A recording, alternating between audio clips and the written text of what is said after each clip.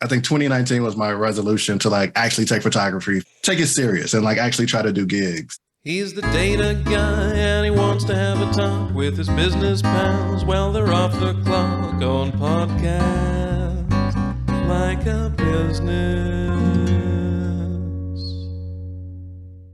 Welcome back to Podcast Lab. Today I have the pleasure of introducing you to Uriah Muhammad, accountant, content creator, photographer, and my best friend for the last 20 years. Thank you for being on the show here today, Uriah. Welcome. Thanks for having me. Wow, it's been 20 years. Jeez. I don't necessarily like to talk about it. I threw up a little in my mouth when I said it, but it is. That's a long time. Like, I remember being 20 years old and like just getting my first internship. And like I was the youngest of the group all the time. Now it's been 20 years and like now I'm one of the oldest of the group. So that's unfortunate. Oh man, dude, we met in college. And I mean, if I'm doing math on when we met, it's definitely been. Yeah, that's about right. So, time flies when you're having fun, right? Lots of learning. Yeah. Man, that's sick. 20 years. I turned 28 this weekend, and like 20 years, that's wild to me. So you were 8 when we that's graduated. Wild to me. Right, because we just turned 40 recently. So I'm thinking back on like other. I remember Angela threw you this surprise 21st birthday. Yep.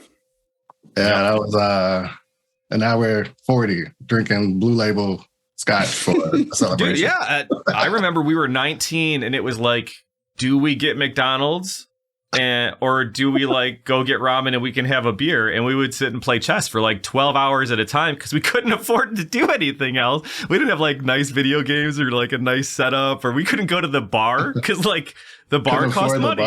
Even like $1 drinks, it was like out of our realm. And we'd sit there on an upside down box with a towel and we would play chess for just hours and hours and days and days. You guys, I just played chess with my son yesterday. You had the stereotypical guy apartment, 2 folding long chairs and an old spool of wire that you use as your coffee table.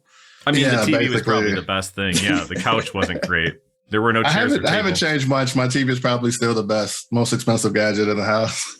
Yeah, right. Man, I feel that. So Uriah, I got to take a step back, man. All right. He said accountant. He said content creator. He said photographer. You're a man of many hats. I know you're a man of many hats. I'm being facetious for the podcast. But like, how do you get from business student with Rob to photographer to content creator? Is like, how did all of that mix up, man? Like, how did you get to where you're at today? So the photography kind of came organically. And my wife kind of put it in perspective. I started telling her past stories. She was like, you kind of always done it. But I want to say officially, I started getting more serious about it when I had my first daughter, who's 7 years old. I literally took a picture of her every day for her first like 2 years. So she has like a daily picture. So you could do like a time lapse video for like 2 years straight. I love it. So with that and me being a nerd, you know, just kind of nerding out on pictures, I just got kind of better with it.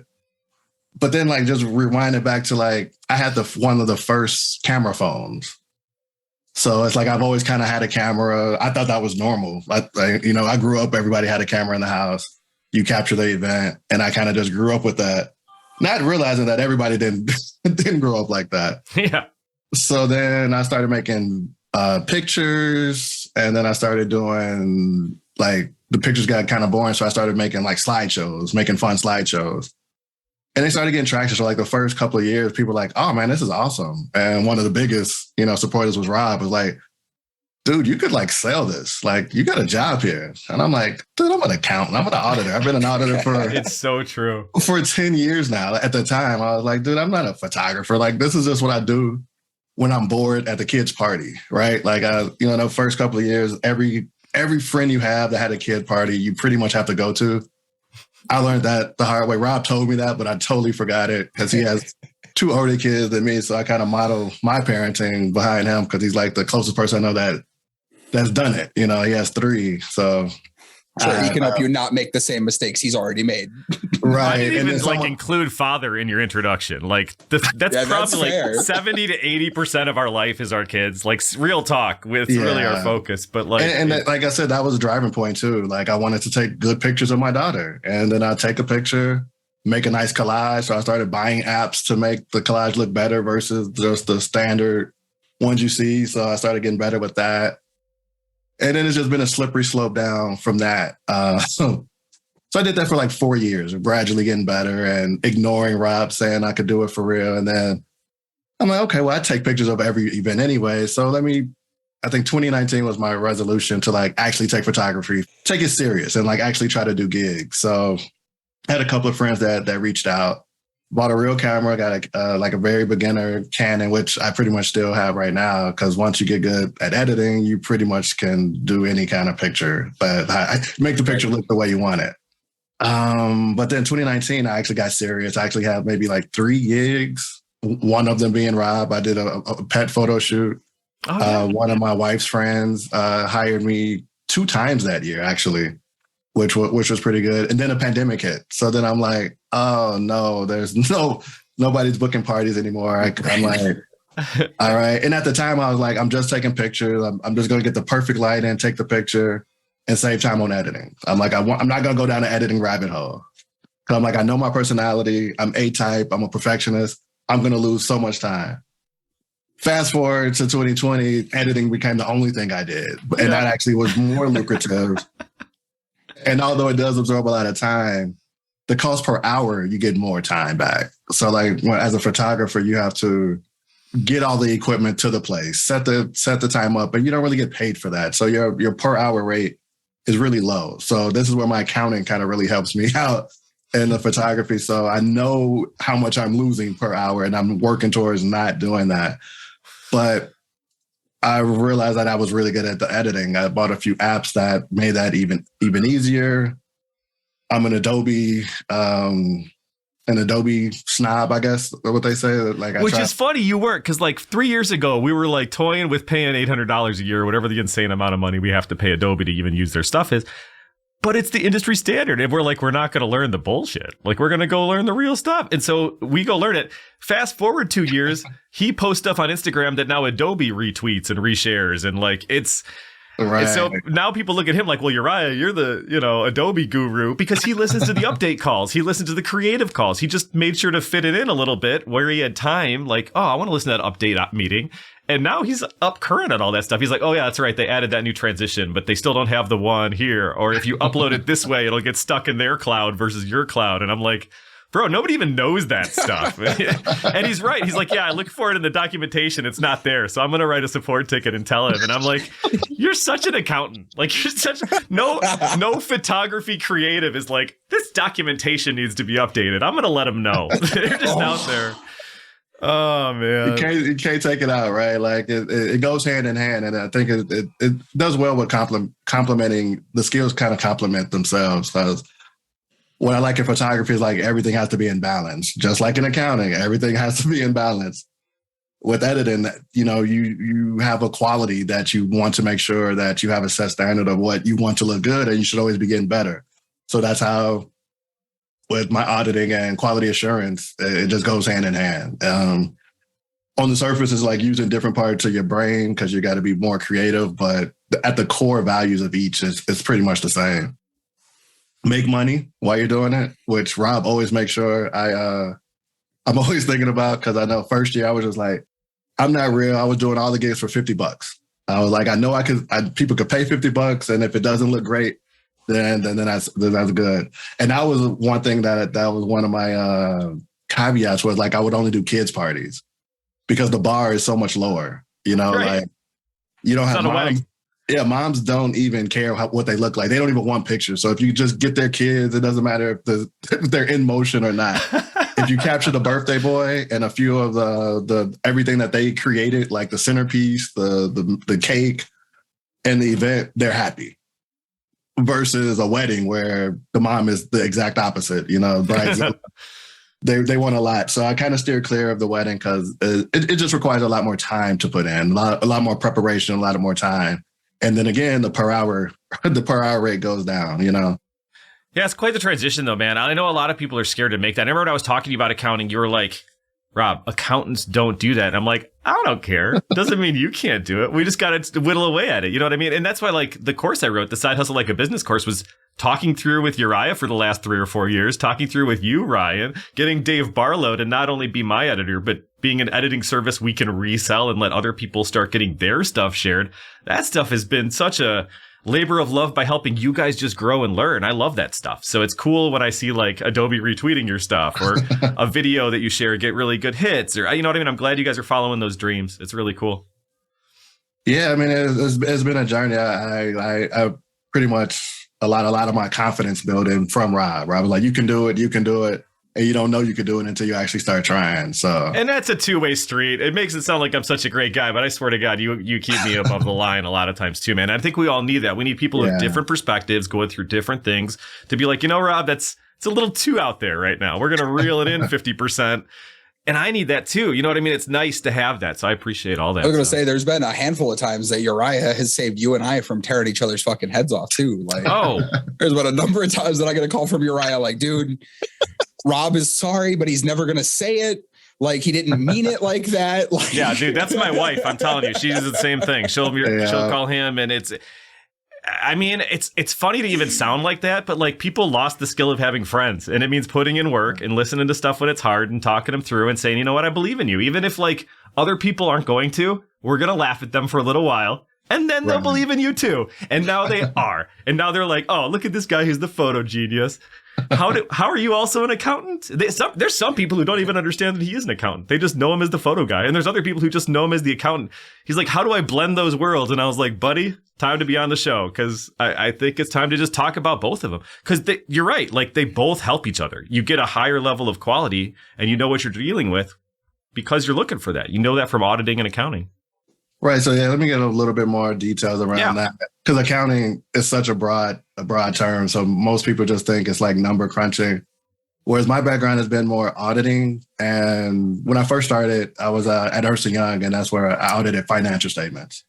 So I did that for like 1.5 years, and then I moved on to another bank where I was operational auditor. So this is where you're more so focused on operations, process improvements, identifying where the company can benefit, where they have gaps in their processes, like they don't have enough controls, it's not operating effectively. How do you do that? And with a less mature company, you're more so like the referee, or like, you know, I got you. Like, are you following the policy? So I did that for about 8 years, and then I transitioned to another company that was more mature.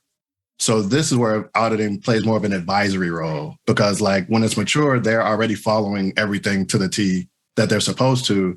So this is where audit adds value by discovering efficiencies. Like, how can you be more efficient? Like, where are there any like redundancies, and ensuring like the process is just a well-oiled machine. So I did that for like another 5 years. And now I'm at a company where I'm in charge of quality assurance. So it's still the same type of advisory. How do you make sure the process is just operating most effectively? And I've done it at, you know, some of the largest banks and financial institutions, which you kind of just nerd out on it, and some things just become like repetitive. And being an auditor, delivering bad news is something that I had to learn early, and it becomes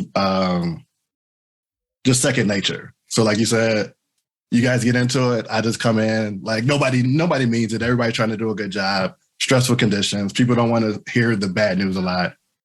But when it's my job to deliver bad news on a continuous basis. So people see me, they don't always like when I'm there until I'm like actually helping. And that's like when the audit's almost like 95% done.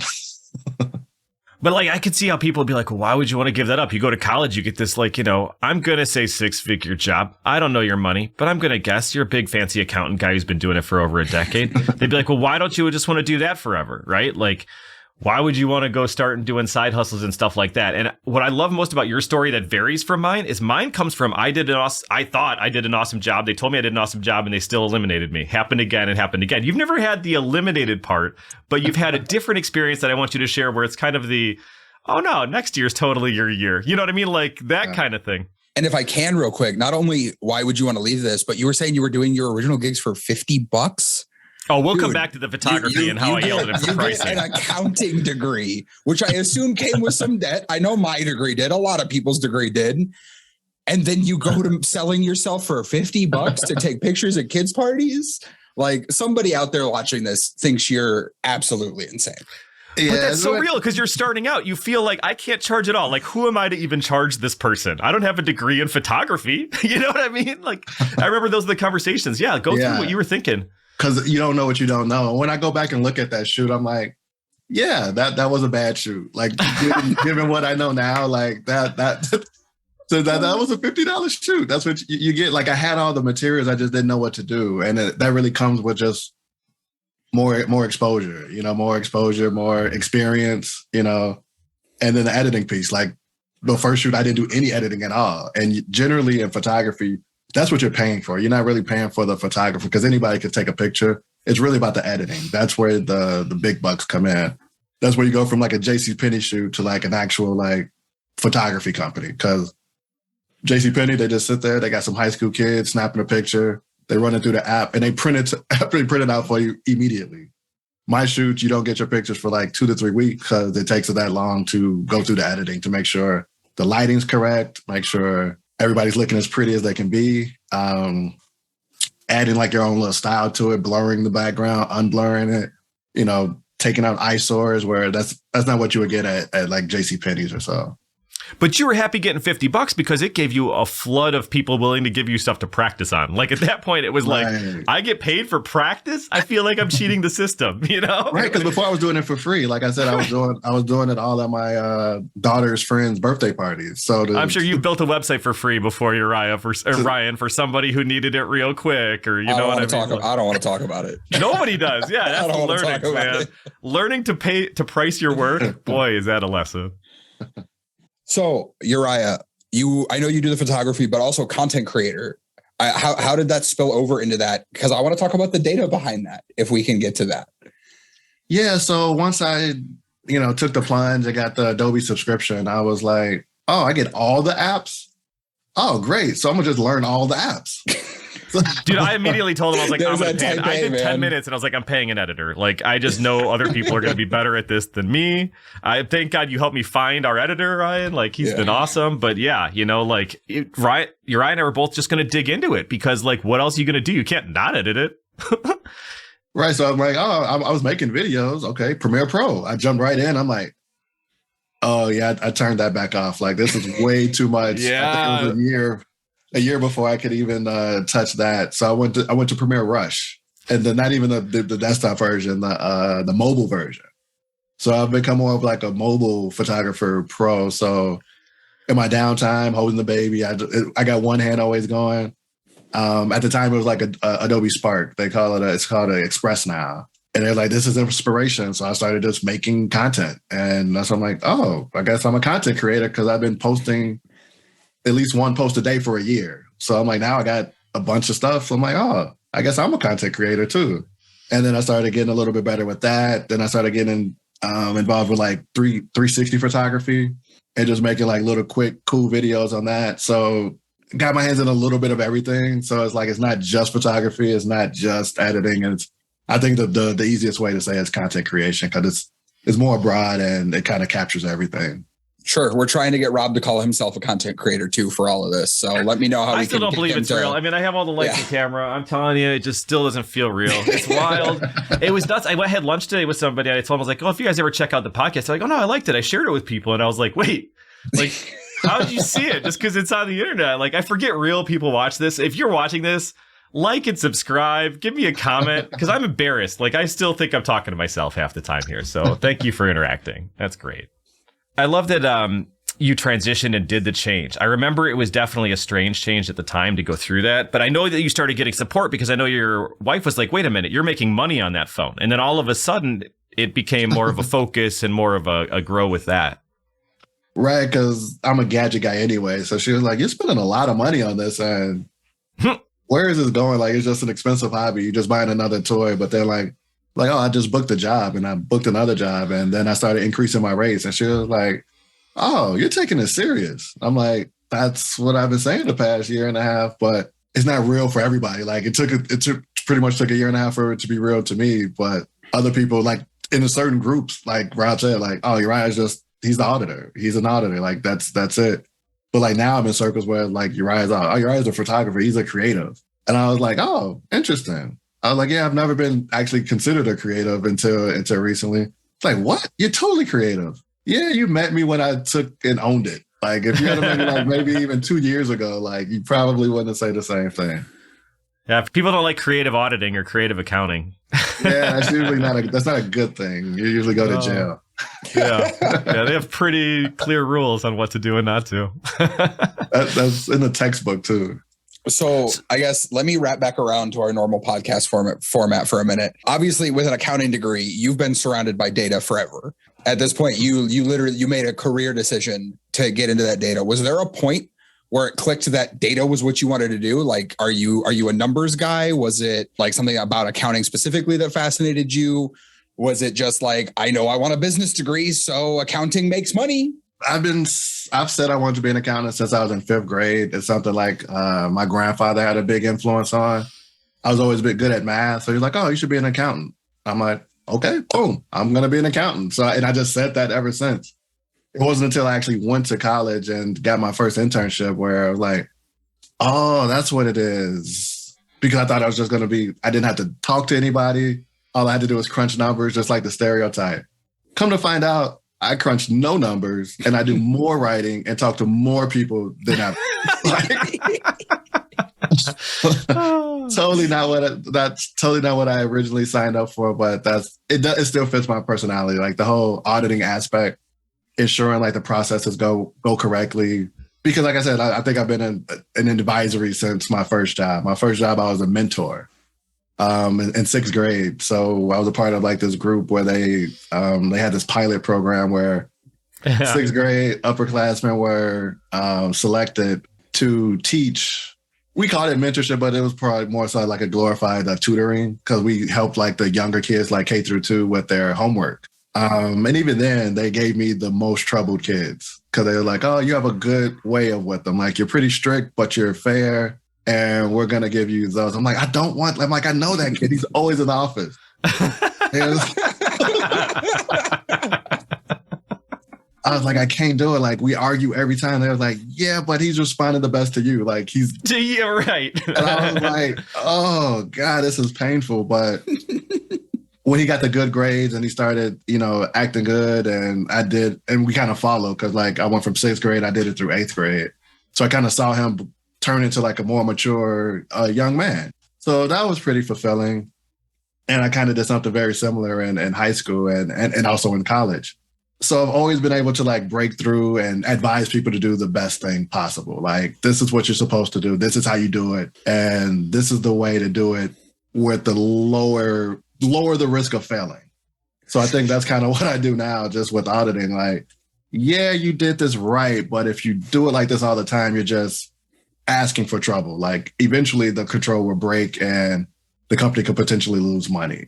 It's not a lot of money, but you don't want to lose any money. So, corporations don't like losing any money. So well, it's brand protection too, right? Like nobody wants to be in the news for doing something bad on the books. Like it just doesn't go well. Especially if it could be avoided, right? 100%. The buck stops somewhere. So let's go back to what I was asking before, which kind of directly relates here. You get a job, you're going through the ranks. But kind of, right? Like, let's talk about the corporate promise versus like reality of like, you figure I'm getting my degree, A student. I remember you graduated and stayed longer than I did. You weren't a 6-year. You actually graduated in 5 with your master's in accounting. So you're like, because you were going to sit for the CPA until you're like, I definitely don't want to do that. Like, I'm sure public accounting is not where I want to be. Yeah, you have to pick your battles and know your strengths. And like, the CPA will require you to like, take 4 months off of your life, basically, to study and get it right the first time. If you take, completely focus for like 4 to 5 months, you could pass it. And you really don't need it other than to be a public accountant. Like it's nice to have. It's it's if prestige. You want to sign financial statements, then you need it. Other than that, you don't really need it. It's a nice to have. So, I mean, if I could do it again, I probably would just have done it in college versus wait until I was out of college, where you really have no time because busy season and work and everything just kind of catches up with you, there's just no additional time to take off and completely focus on it. I love that you think of it as like not getting it. Now you are a fraud prevention. You are certified. What is it? Certified fraud examiner. That's freaking amazing to me. Like to even go and like learn something like that. We're like, oh yeah, I'm certified to go in and check out and say, is this fraudulent? And if so, to what extent and how? Like that seems more valid and more usable on the daily than a CPA to me. And that's mostly because I'm not a smart guy. I said in another episode, I'm a C's get degrees. You're much more of an A student, right? But like when I was getting my C's in accounting, I had to take 4 classes, and it was a lot of complicated stuff that had really expensive books that changed every year. And I was like, there's somebody who just loves to do this, and I'm going to pay that person to do my taxes because it's cheaper than me learning it and doing it. It was it took me 4 accounting classes to learn that, but I did. And that's what it is. It's like everybody, like if you want to get paid for it, you usually have to do something that most people don't want to do. Like all the 6-figure salaries is usually doing something that you don't want to do, like data science. Like a lot of people don't even have the aptitude to do it. Lawyer, doctor, a lot of people just don't have the aptitude or the want or care or the dedication to do it. So it's like you did say, like I was an A student from grade school through high school through college.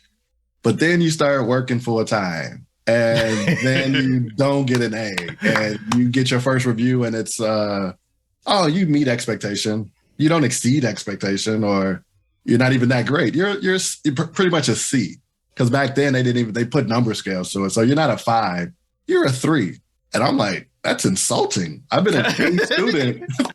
Do you know who I am? D list. I graduated with honors. Like, and you're telling me I'm a C? Like, wait, what? They're like, no, that's good. I'm like, the fuck it is? Like, what do you mean? Like, that's good. And I'm like, so it took a few years for that to sink in, but you kind of go through like a depressing phase. Like I call it, like I work downtown Chicago, and it's like you could tell who are the kids because they still have the bright in their eyes. You work in corporate America for 2 to 3 years, that brightness just dims. Like you know people who have been there for a while just because you could just see the age in their face. Like the life just drains you, right? So it's always fun when the summer hits and you start seeing the interns because they all happy-go-lucky. I'm like, oh, man, I remember when I was like that. Like, I loved, like, that was a happy time. I'm like, enjoy it. Enjoy it because in the 5 years, you're going to hate life. Like, the corporate beast will drain your energy force. But yeah, so going up the ranks, like, okay, how do I get higher than a 3? And what's the cost-benefit ratio with that? Like, Oh, you could be a 5, which means you basically don't do anything else but work. So 40-hour weeks, hang that up. You need to be working like 50, 60-hour weeks. You should be putting in like 2 to 3 extra hours a day and be willing to work on the weekends to get stuff done if you're trying to, if you're going for that 5 slot. And they still tell you they don't give those out to many people. They don't want to give it out. Even if you earn it, your boss has to go beg their boss to be able to give it to you. Right, because that's what I learned too, like being in it long enough and understanding processes, being an auditor. Like, I'm like, wait, okay, how does this work? And a lot of people don't learn that part. So I'm like, wait, how does it work? They're like, okay, well, in this group, we can only hand out 2 5s. Right. So no matter how good you did, it creates a very competitive and kind of toxic, because like you already have, like I said, I started off at Ernst & Young. It's one of the big 4 accounting firms. My class was like 30 other people that were just like me or even more. Like they were the smartest in their class.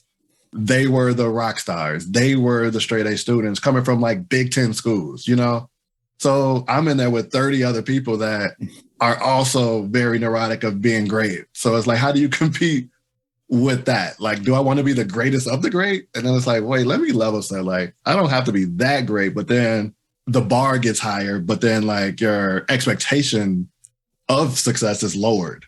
So it's like a double whammy. So it's like, I could do all of this work and still only get considered a 3 because although I work 45 hours, this person worked 55 hours and is in the know. Like they got rabbis, they got people, they got a network of the right people where you have to establish that. Like if you go into a company, you need to start developing your network immediately.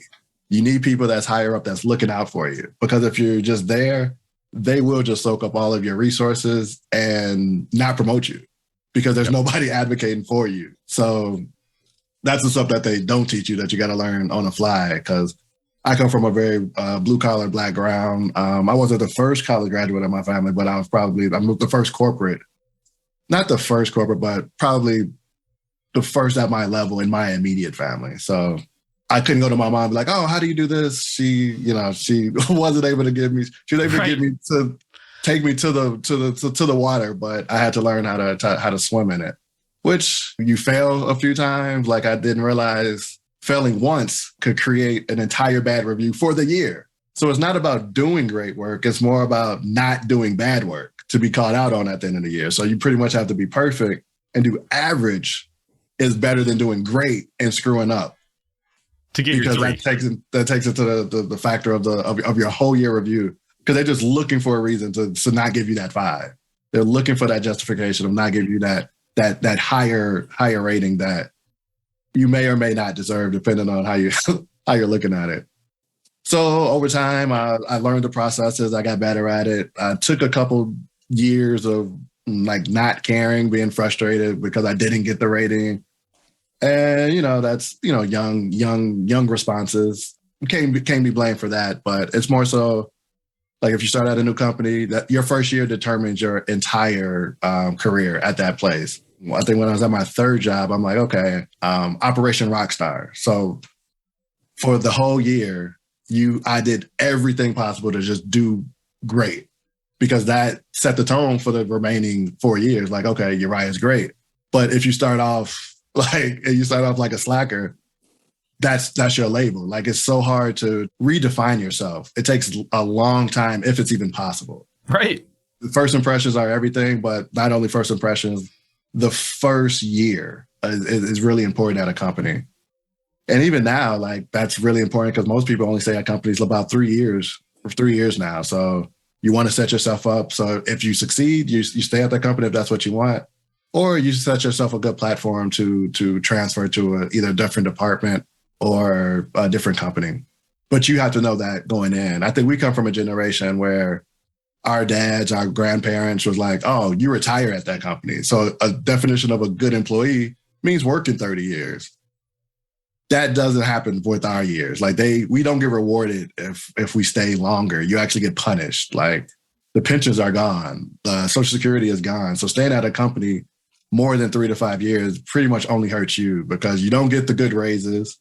People that come in after you end up getting paid more than you because they only like nickel and dime you with the raises. So the only way to actually make more money is to go to a different company. It's hard to hear, right? It sucks to hear it like that, but it is definitely reality. And I mean, like, there's pros and cons for that. Like, you had more job security, you're less likely to get fired. You knew with the same boss, you don't have to do new stuff.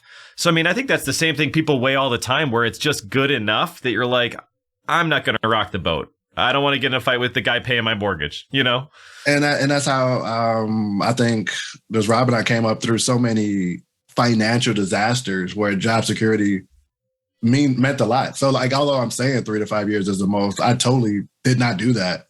My second job, I was there over 8 years. The second one was over 5 years. So I'm just saying, in hindsight, after 15 years of experience, that's kind of what I've learned. Even the numbers that I look at today, man, for like the generation coming up, because I think you guys are still millennials, right? Like, I'm not aging both of you by saying we've been called worse. We'll go with that. You're not calling us boomers. Right, you're like on the high end of it, sure. But like I that you don't even stay for 3 years anymore, Uriah. There are a lot of people who are leaving after like 9 to 12 months and getting better jobs, and they're just hopping every year there for the next 20 years. Wow. Like, that's the plan. I know some people who like started out of college at 23, and by 27 they've had 10 jobs and they are making $200K a year, because they literally just like you said, they built enough of a professional network that somebody was vouching for them so that they could just hop as quick as possible. And now it doesn't look bad. Like, when we came out, if you hopped under a year, then you look bad. Like, oh, you can stay there a year, you don't have dedication. So that was the environment in the early 2000s, where now my parents raised me on company loyalty, man. My parents are the guys that were like, you should probably work at some place until you die. Yeah. Right. And I think back then companies at least took care of you. Like, seniority mattered. Like, I want to say one of the only industries that still has that is like the railroad, right? where the senior people actually get the preferential treatment. Whereas now, I don't want to be the old guy that doesn't get taken serious on a group. Because every group I've been in, every department has one old person that's just like the token, old guy. Nobody listens to him. You hear the stories, like you love hearing about the history of the company, but when it comes to actual work, they're not taken serious. Like they can't do any data analysis. Like they know the old system maybe, but they don't know anything about the new system or any of the new tactics. You gotta you could do it like that in the 90s, Bob, but you can't do that anymore. You have to get there. So that was another reason why I really like the photography. Whereas when you get really good at photography and really good at the editing, you could charge like $300 for like a single photo.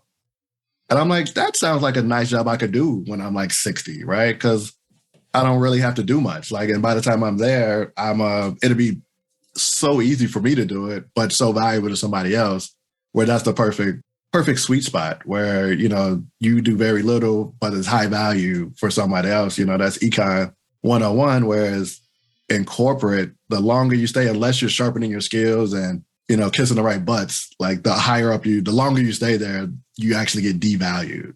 Dude, that was so hard for me to learn when I got let go after doing architecture work. Like here, I build out a whole data warehouse and I thought it was all good. And they're like, hey, Rob, you did a great job. We'll give you a good recommendation. Right. But then I'm like, what does great job mean to you? Because I thought it meant I got to keep my job. We have a miscommunication. But I thought about I was an architect, an integration architect at that point, kind of.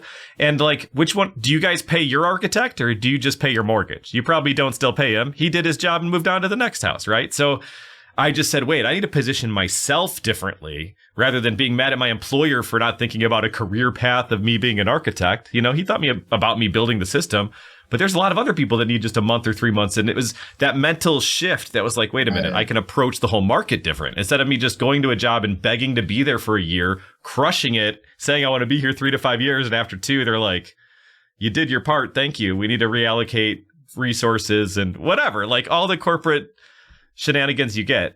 Right. And then, I remember when I first went to somebody and I billed them and I was like, I thought I could do this. And then they continued me for a month. It was like, whoa, I've been thinking about life wrong the whole way. I've been sitting here just begging bosses for what I just made in the last 3 months as a yearly salary. And they would argue with me. You know what I mean? But I had to go try it. And I had to see it that way you're talking about it of I'm going to do what I do now. I'm going to move on to the next thing. I'm not going to try to skip. I don't go into a company being 3 to 5 years and I'm out skis, or to your point, Ryan, 9 months to a year and I'm out. I'm not trying for that. But if that's how if I went to a job and realized that, let's say you go in, Uriah, and you do an audit and then you get yelled at from your boss, I don't know your day job, but I'm going to say your boss goes in and says, you're being too audity. You're too critical. You're too good. Don't be so audity. And then you're sitting there okay, I got to be better. And then later on, let's say they get audited and they're like, wait, you're not doing it good enough. And so now that same audit, they could come tell you, one guy's telling you you're doing it too strict. One guy's telling you you're doing it too lenient. What the hell can you do differently in that situation? You know what I mean? And I've dealt with that in QA. I'm sure that you've seen something like that in your history, but you have to identify that, hey, wait a minute, time out. This isn't me. There are other things around me that are going on that I'm involved in, but this is not a me versus this situation. It's somehow these people are really pissed at each other and they're using me to get at it, but it's not my fault, Yeah, that's interesting. You kind of brought that up. That is something that actually I experienced where Awesome. Like I said, I've been a straight A student. I worked at some of the top financial institutions. So it's I was groomed to be a great auditor. So it's at the top of the house, I've given trainings. And as you know, as you may or may not know, the top companies pretty much set the standards. Yeah. And they send the bulletins out to the smaller companies this is how we're all doing it now. This is the new way of doing it.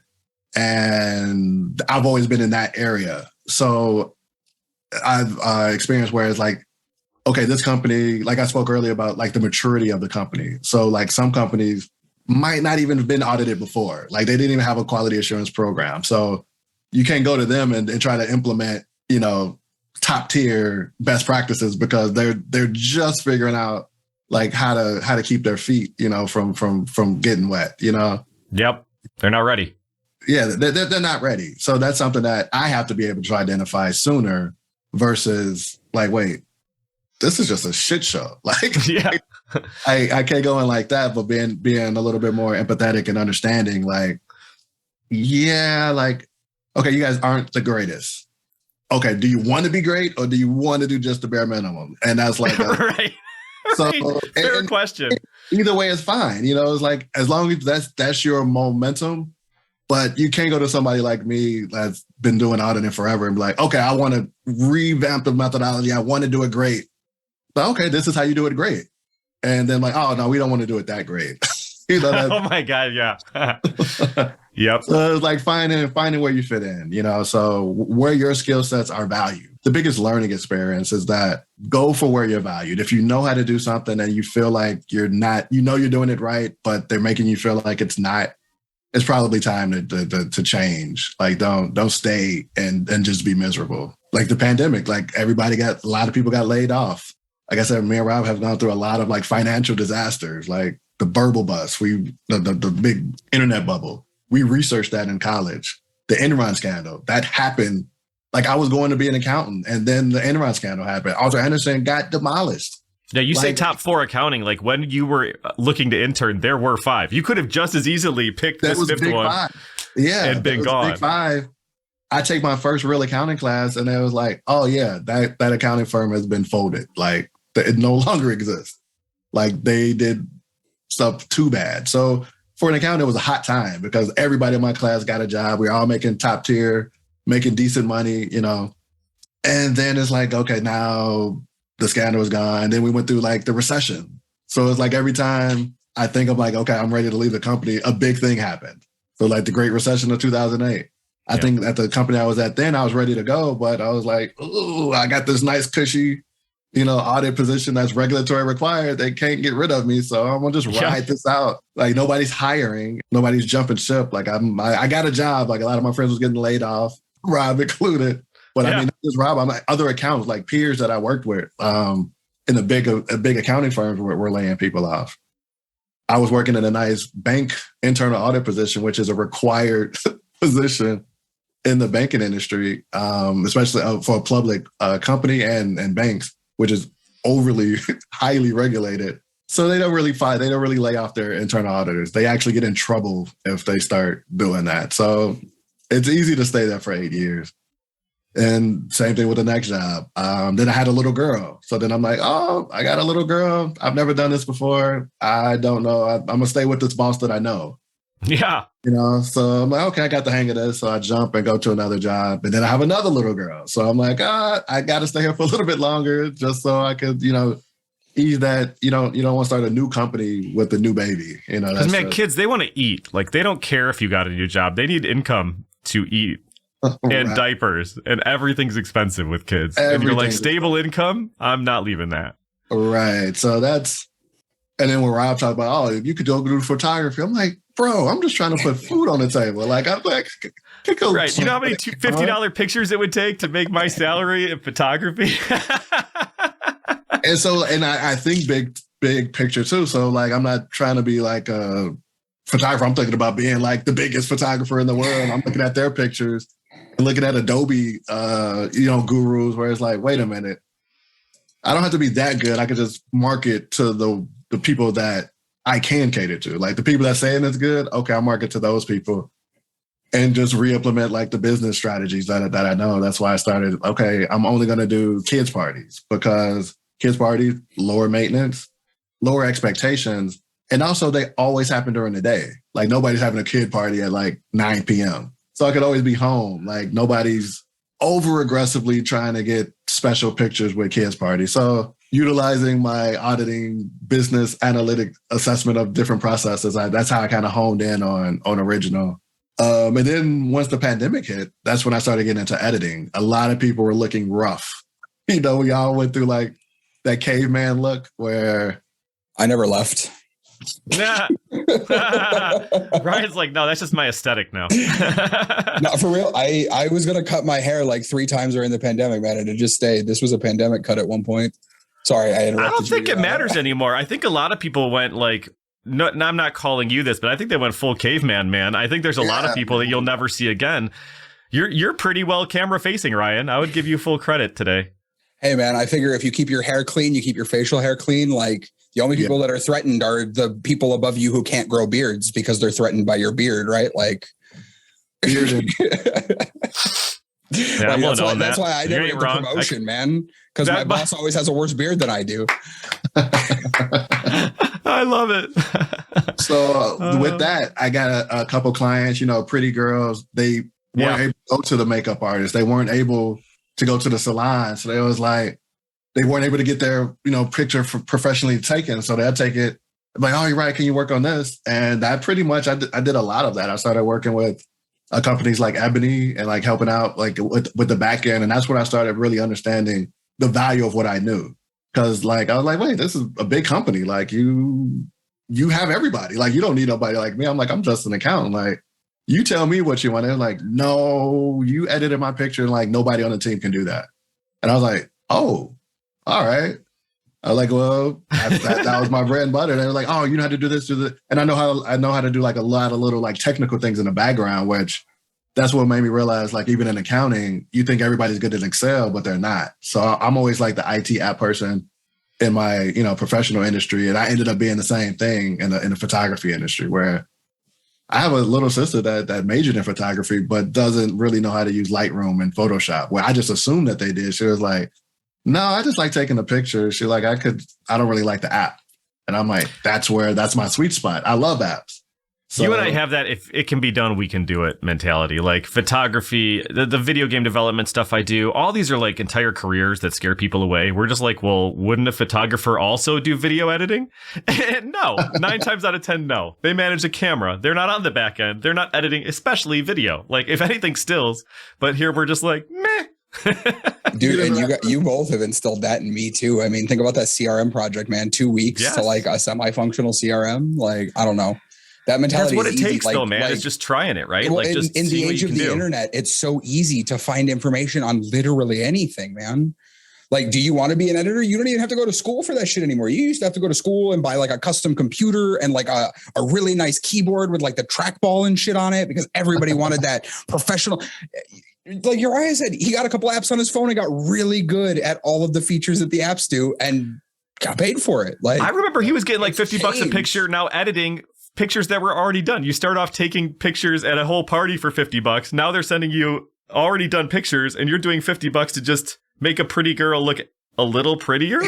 You know what I mean? Like that was my wild breakthrough moment where it's like photography isn't the end all. Like I'm going to be the editor because she had already went to like a professional photographer, spent $1,000 on the shoot, and then paid me $300 to edit the professional shoot.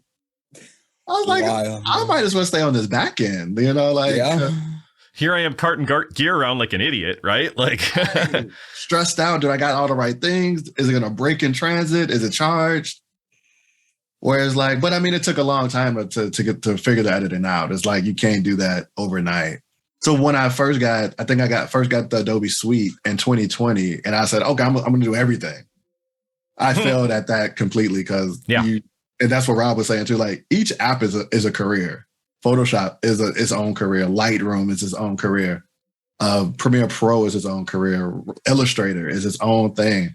So each year I kind of been picking it off. So each year a new career.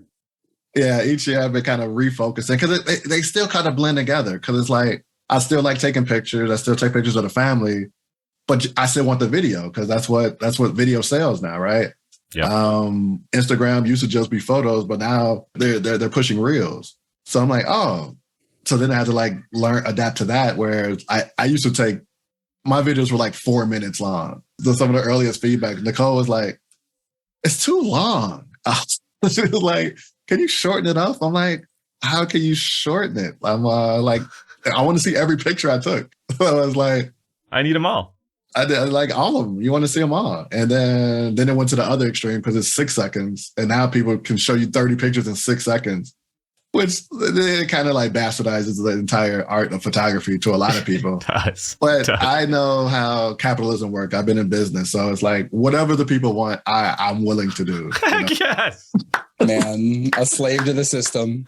Slave to the system. Because I mean, we all are, right? Like, Yo, Well, I mean, to your point, like, what are you going to do? Argue with people over what they should want, or give them what they do want? What makes more sense? Like, telling them, like, shaming them into wanting something different, or just helping them get what they want? With like the short form content with like TikTok and stuff, there's half of the world is arguing that you should not want that, and half of the world is dancing to the same song for the next 2 weeks. Yep. I was just, because I follow a lot of people that give you the tips, and it was like, carousels are now the big thing, and videos that are 3 to 4 seconds. And it's, when you think about it, like, what can you even create in 3 seconds, right? Like, but dude, I'm working on that right now, where we're trying to fix some of that labor gap stuff, and I'm going to people who have courses, who've got like 8-hour courses, 2-week courses that you pay thousands to go to, and they're like, well, can you make it an hour? And it's like, no. Like, at some point, you need to invest more than an hour to change your life. Now, what I'm going to do with our content because of that is we're going to have shorts that give like general awareness that a topic exists. Then we'll have shorter term video that's like 1 to 5 minutes that lets you know a little bit about the topic, and then take like a half an hour or an hour, a little bit about the topic to let you know what full course you need to get. Because like, it's hard to commit to that 9 hours. You need to make sure you're committing the right hours. You know what I mean? Like an hour-long course is about the limit I've seen for people now. They don't want to take... I thought you feel like you get a big deal getting 10 hours of course. People just feel like failures because they don't finish the 9 hours of course. Right. And like with the trainings I've taken, like Premiere Pro is a 25-hour course. It took me all year. Yeah. It took me all year. And that's like the same thing with Photoshop. 25-hour course. It's taking me all year. Well, no, I did Now, this year is 3D, right? So I did video, photography. This year is going to be the 3D. But they are like 25-hour master classes, right? Oh, yeah. It takes me the entire year to get through it, because I don't even, like, I'm scared of it for the first like few months. And then I open it up and then I'm like, yeah, I can't even process all of this. Like, Adobe does a real good job of ensuring that nobody can recreate the platform they have. It's so detailed. It's so complex that it's not a pick up and go. Like, no, you got to invest the time to learn it, let alone, like, I couldn't even imagine redeveloping the app. Like, there's apps that do like a portion of what Adobe apps can do. And that's kind of like how I got started, because in 2020, they had a big push for mobile apps. So that's why I got Mobile Rush, Mobile Photoshop, whereas like, okay, it's breaking it down on its most simplest level, and I'm able to do that. And it was a lot easier to digest, and I can still be active with my family. So if we're all sitting on the couch, I could pull my phone out and edit, versus if I pull my laptop out, then they're like, oh, daddy's working. You know, like, it's a big difference of the optics. So being able to do it. And we didn't even mention, I haven't done it much recently, but business coaching. And that's how content creation came in. Because I was more like because I started off like offering like accounting courses, like accounting, payroll, and all of that. But I was dealing with a lot of like, you know, entrepreneurs, new businesses, where they weren't even on that level yet. They were like, how do I get my LLC? How do I use, you know, Google Suite? What do I do with people who don't have legal work documents? How do I fix that? And you're just like, no, man. Like, I was like, so I'm like, oh, I don't, like, these people just need more advising than anything. Like, they're not even ready for like a full-time bookkeeper. You know, so I was teaching people how to do that, and also getting establish their Instagram and social media. So that's how the content creation title came about. A lot of hats, a lot of things I forgot. You know, with all that going on, one question we ask people, and I'd love to know your take, Uriah, is how do you not deal with imposter syndrome, or how do you manage dealing with that if you're familiar with that? And I'm going to go ahead and I don't know if we've explained it on the show in a while, so I'm just going to give a quick overview of what we mean by that. It's the feeling where like you're doing what you can, but you feel like maybe you're not, I don't want to say a fraud, but not like a real whatever, like a real photographer or a real content creator. And you feel like some guy could come in a suit at any time and just be like, hey, we know you've been a fraud. And you wouldn't even be mad. You'd go ahead and you'd just say like, yep, you're right. You got me. Like, at least I got along this long. Like, hey, it's not so bad. But at the same time, like, nobody's coming to do that. You're not impersonating anything. You've been really delivering these results for people. So how do you help deal with the feeling of, wait, you're not a real whatever, and just keep going on? I think it's almost impossible not to go through it, especially when you're doing something that you didn't train for. Because, I mean, even going to school for accounting, getting the top grades, getting an internship, and getting my master's in accounting, when I started full time, I still like, I don't belong here. Like my first job, I was right in the Sears Tower, right? I grew up in Chicago, and the Sears Tower, tallest building in the world. Like that's the North Star in the city. Yep. I went back and they was like, "Where you work?" I'm like, "The Sears Tower." Stop lying. Oh, where do you really work? And I'm like, "No, seriously." They're like, "Oh, show me your ID." Show me your ID. But the funny thing is, like any business downtown, it doesn't say Sears Tower. It's a very generic. It's just your face and name. So it's funny because a lot of people didn't even believe it. So I was operating in two worlds. I was like inner city I didn't know kid that. and corporate America. So I was like, because I go back there, "Oh, Uriah, how you doing?" Little kids, they're looking at me. I'm like, "Where you work?" And they're like, "Sears." I was like, "Sears Tower." And like, "What floor?" And it's like embarrassing then because it's like I was only working on like 7, maybe 12. Like they had the lower floors because the lower floors are more valuable than upper floors, right? Because nobody wants to go all the way to the top. Like you have to get on 3 elevators to go to the top of the Sears Tower. But the Imposter, like I'm walking around, I'm like, I don't belong here. I'm just a kid from the city, like In a suit with real business people. Yeah, I'm like, I have no idea what I'm talking about. Like, I don't know. like literally, auditors literally don't become valuable until like 3 years in. You have no idea what you're doing.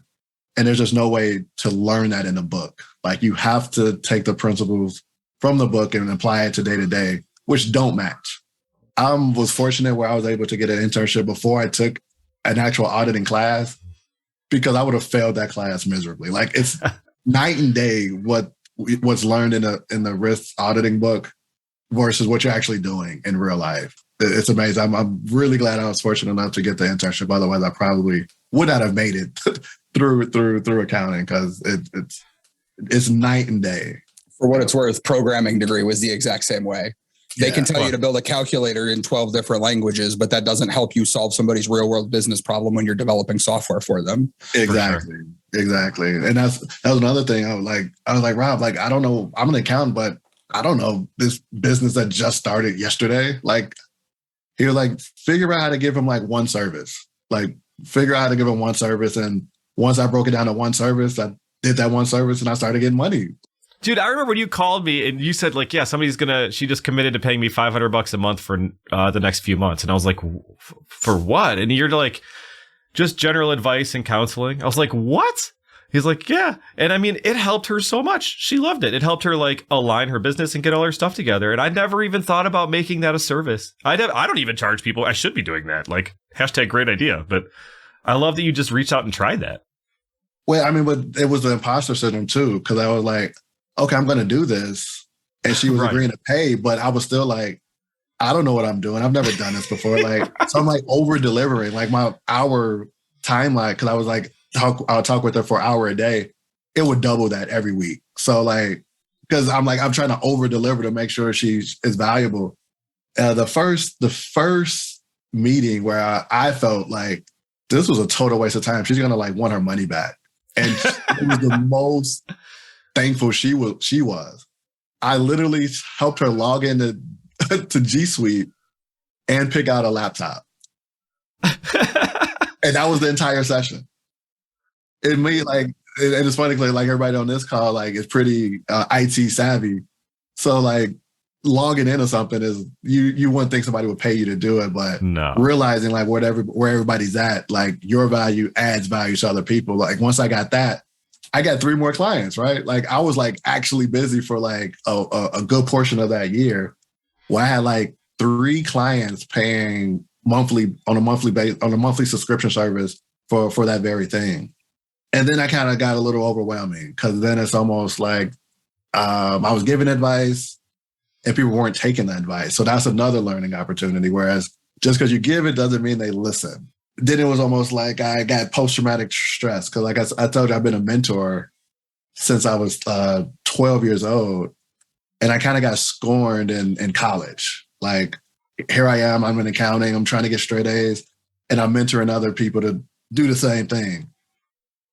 And they didn't do it. I'm like, and back then I was way harsher than I am now. So I'm like, wait, you're not doing it? You're not getting an A? You're not doing anything else? Wait, you're giving up? Okay, you're out. Like, I'm done helping people that don't want help.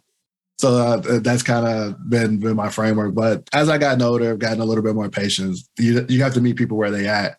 And also, but I still maintain, like, if they have to come to me for help, like I'm not soliciting helping people that aren't ready yet. So that's even better, because if somebody's paying me, to do it, then at least that's the first step of their initiating of wanting to do it. But then I also have to like lower my bar of like, what do they really want? Because I had one client, she was paying me and I didn't even meet. She paid me for an entire month and we didn't even meet for the month. She was like, Uriah, I'm paying you because I don't have access to you, but you gave me so much information that I have to like work on. I'm just going to work on that. So she paid me for like the next 2 months. Well, she's doing her homework from the first month. Yeah. So I was like, oh, okay. So I'm over delivering, so it's like so it's almost, you have to meet people where they are and advise that. But then that's also like, I'm not doing it full time. I'm also juggling a career. I'm also juggling a family. So it was also taking a toll on the family. So I would get off work and immediately sign on and start talking to other people. So then the family starts getting strained. I know my wife even said one time, when is it my turn to get help? When is it my turn? I'm like, ooh, that wakes you up, doesn't it? I'm like, oh, I thought this all was your turn. Like, I'm doing this for the family. Like, oh my God, that so hits me right in the eyes, man. Like, you think you're doing so much. I get it. Yeah, so that was that's been the past 3 years of my entrepreneurial stint, basically. Can I wrap us back around to, did you have any method that you came up with to deal with that imposter syndrome as you've been dealing with it? Is there anything that you do? Is it just continuing to hone your craft? I guess you kind of answered that in saying meeting people where they are. Like, you recognize that the bar that you set for yourself is not necessarily the bar that other people have set for you, I guess, is kind of what I got out of that. That's a good readout. Yeah. And also, like, I don't think you can not do it without the experience. Like, I think that's just like almost like a rite of passage. You start something new, unless you just have insane confidence, which the average person probably doesn't. You probably don't feel like you're prepared yet until you actually start executing. Because no matter how many other people tell you something, if you don't execute it and feel good about it, you feel like you feel like a failure, right? So after hearing people like Rob, my family say, okay, you could do it, and then I go out and do it, and then the clients actually like it, then you start losing that imposter syndrome. And that $50 price tag went up to $300 like real quick. So is there another set of data that you work with? Like, do you follow your social media data? Are you looking at that? Are you engaging with it? And is it influencing the stuff that you're posting? Are you looking at data elsewhere? Like, let's try to pretend that this is a DataLAB company and talk about data for a minute. Sure. I got the business account for all the platforms. So when you have the business, you get more of the stats in the background.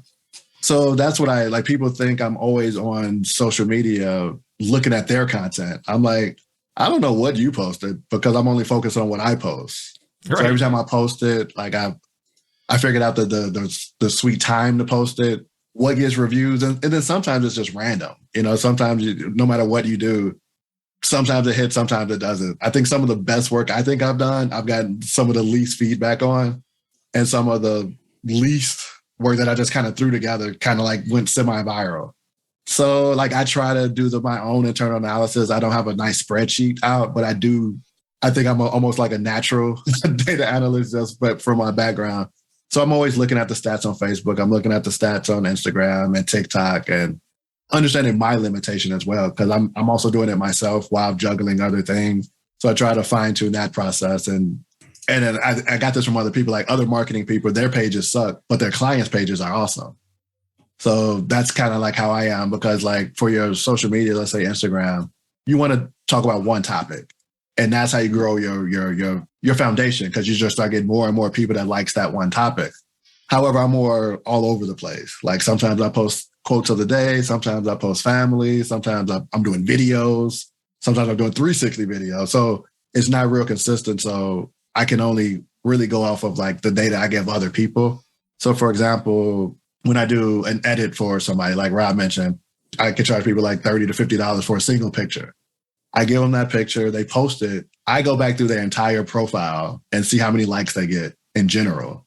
And then I see how many likes they get on my picture. And based on my research, it's always at least double, especially if they're just like a regular person or engagement. Like, and even if I have a following, the pictures that they post that I edit always have more engagement on that picture. They get way more compliments. That feels good to me. The part that kind of sucks is that nobody wants to know it was edited. So I don't always get the credit. Like I don't get the public credit for it because people want to think that they look good naturally, right? Nobody wants to say, oh yeah, I'm not actually that pretty. Uriah, edited it. So you don't get it that in, but it's more of an internal. So it's like, okay, I know I can do it and people pay for it. Like I said, I worked with Ebony. I worked with other big names where that's probably like the biggest contract I had because I was like working with them for like a consistent year. They did content creation on the back end. I was more of a technical contractor. I wasn't an employee, but more of a contractor. Almost all the campaigns, I had something to do with it. Whether it was a campaign or the Instagram campaign, and I didn't realize how much went into a post. Like I take a picture, I come up with a caption, I post it. That's, edit it a little bit and that's it. But these companies do a lot more than that. They have writers that capture the caption. They have the photographers and the editors that get the video right. And that's like a whole mini team of just production.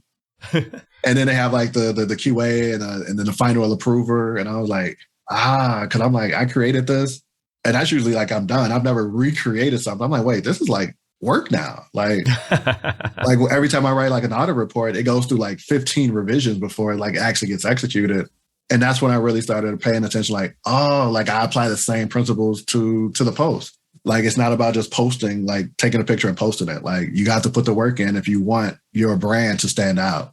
That caption needs to be detailed. Like you can't have typos in it. Like you have to go through it. And if you're the only person, you have to be your own QC person. You have to be your own writer. You have to be your own photographer. You have to be your own editor, which most entrepreneurs are, right? Like Rob, I wouldn't say the first year he was doing it all by himself. And now he's like developed a team where it's still a lot, but it's less headache, right?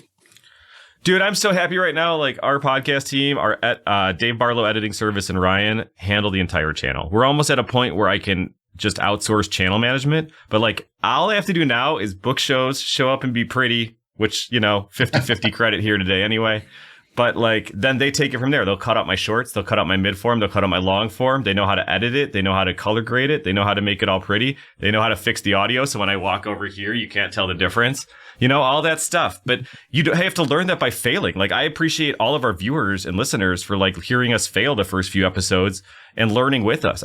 Like people joining us in the Discord who are also failing in their own ways and can kind of share that. I think that's what helps us is like knowing that we're all kind of tripping and we're all walking forward. That's what I want our community to be, and it's about this kind of mentality. Right. And like I'm trying to do the same thing with mine. Like I said, I now have like 3 contractors that I can call on as well. Like I have a photographer, a videographer, a director, and I also have a tax accountant because I'm an accountant. So people are like, oh, can you do my taxes?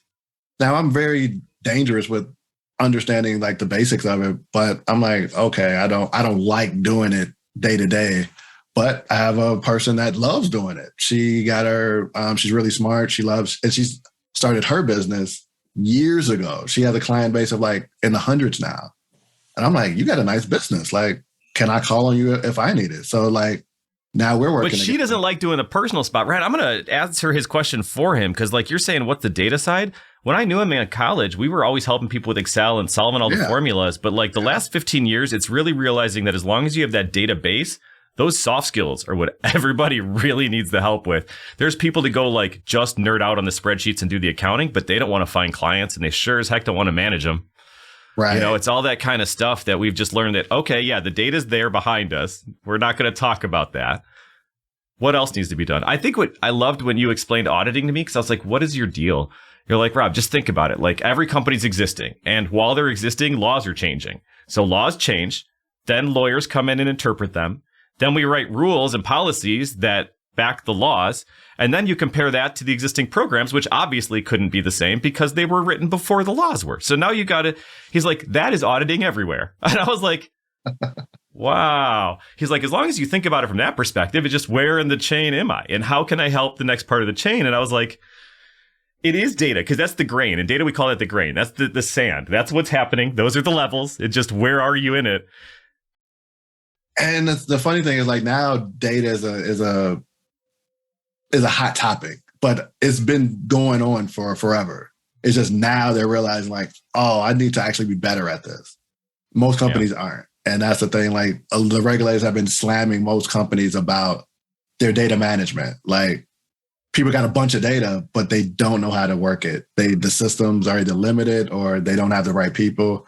So they hire people like either internally, a team of data scientists, which, you know, large companies like, you know, the big heavy hitters that can afford it, or they hire contractors to do small projects to fix their data components on the spot.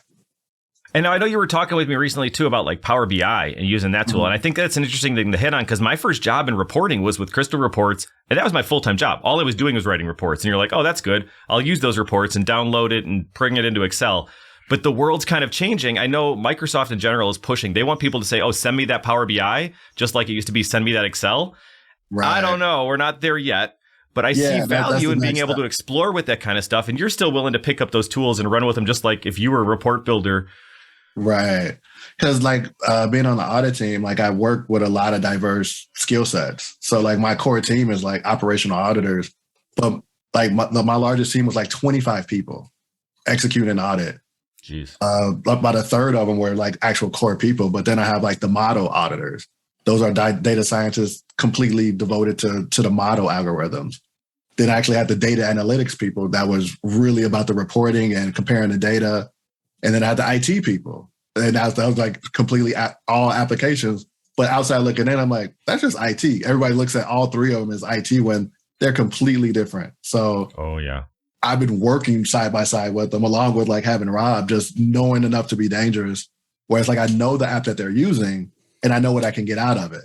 So my next step of like ensuring my skill set is still valuable as a Uriah brand is learning how to use stuff like Power BI, Power Automate. I actually tried to introduce it to my current company, but they were like, yeah, we have a different team for that. That's so real. That's so common. Meanwhile, that other team is probably drowning and asking for volunteers in the business side to help. And they're like, oh, everybody's too busy. That's the thing. Like right now, like getting into data, I feel like I have imposter syndrome, right? But once I get the hang of it, get my feet wet, then it's like, oh no, I've been doing this, you know? Dude, and I look for people like you when I go to a client. Because like if I go to a client and I see people who already have it all down in Excel or Access, they know how it needs to work. Yeah, they're just struggling with the system. But like if there's two different ways to use Power BI and reporting tools in general. The first thing you do with them is exploratory. You're going in and saying, hey, let me connect to this data that we have in these disparate worlds and see how they kind of relate. Identify that this one doesn't really have dates. It's written in text and have all those problems. And then after that work's done, IT is going to build out like a corporate or some sort of like bigger system. Or you just take your exact report, copy and paste it with all the fixes you've learned along the way and publish it. But I love coming across the people who have done that exploratory because then I don't have to. I can just start where you left off. And that saves me hours in terms of like, what's the data model need to be to catch this data, to organize it all together, to make sure we get all the garbage out, you know, like, and then that's impossible for somebody to find. Audit function, like after you do that, then I come back to make sure it's working as expected, you know? Yes. In the grand scheme of things. Yeah. The whole life cycle. Yeah. The whole life cycle, like end-to-end processing. That's the key topic. You and I could chat for hours about all this stuff. And I mean, we've chatted for like 4 or 5 hours and I'm like, we should have just recorded all that because I'm sure people want to listen to it. You know, like the stuff that I appreciate you helping with family and just keeping family focused while we have these careers and this stuff going on, because that's hard to do too. Just thank you so much, man, for being a focus on the show and being here. Now, I know one thing, Ryan, we always want to do towards the end, and we are wrapping up, is give him his 10 seconds. Any other questions we have missed so far? I mean, we didn't really follow the normal format, but I think that we hit pretty much everything. I think Uriah has given us all sorts of stuff to think about, both accounting stereotypes and ways to manage ourselves and our businesses, leveling up our skills. I don't know, man. It was a good ass podcast. I had a really good time. Uriah, thank you for giving us some of your time tonight, man. It was an absolute pleasure. Thanks for having me. I feel like I'm late. You know, I wanted to be one of the first to be the pioneer, but I think I'm at the sweet spot. You guys got the system down packed. And I got my head on a little bit straighter. So let me go ahead and give you that opportunity, like Rob said. So at the end of every one of our shows, we like to give our guests 60 seconds to shout out anything you want. That can be your social media, your business, if that's what you want to do. your favorite charity. So if you want to go ahead and take the floor, let people know where they can find you and where you think they should spend their time. Sure. I spend a lot of my time on Instagram. So it's profit.productions.ig. Similar on Facebook, it's profit.productions.fb. I'll send you the link that you could probably put right here, right, Dave Barlow. I'll give you the QR code. You can screenshot it and go to it. And there you can book 30 minutes with me, or you can see some of the past photography work, or depending on what you want. I offer business advisory services. So if you're just a small business trying to start up and you're trying to get yourself looking legit, where, set your payroll up, set up your LLC, just like the first steps that a lot of new businesses have. Or if you need your taxes done, I offer those services. Or if I can vouch for the tax service for what it's worth. Thank you. Ryan was one of my early tax clients. So he was patient with me during the rocky. I think it got a little bit smoother now. The photography, the business, and yeah, that's about it. Business services. I know you're in our Discord too. They can always ask you questions there if they're like, "Hey, I want to bounce an idea off you." Is that all right if they reach out to you, or do you certain? Okay, I didn't know how you want people to get a hold of you. Good deal. Yeah, I mean, ideally, I'll provide the link. You can put the link in the description that goes direct to my landing page, where you could book 30 minutes with me, or you could download my contact information and contact me directly, or you could go through the Discord and go that way as well. Oh, well, thank you so much again for being on here. Thank you at home for any of you who have listened to this. If there's things you want us to talk about, please don't hesitate. Let us know either in Discord, in the comments, or, come check us out at datalikeabusiness.com. Ryan. Also, please don't forget that if you have data or business you want to talk about and you think you'd be a great guest sitting in that seat across from us, in the description down below, there's a link. There's a quick form. You give us your name, your email, what you want to talk about. Rob will reach back out to you and see if we can schedule something. Thank you so much for your time. See you on our next episode. Thank you for joining Podcast Like a Business on our journey to discover just how everything is data. If you want to watch the next episode or one of our favorites, click on the thumbnails here for more Podcast Lab, and find us wherever you like to listen to podcasts.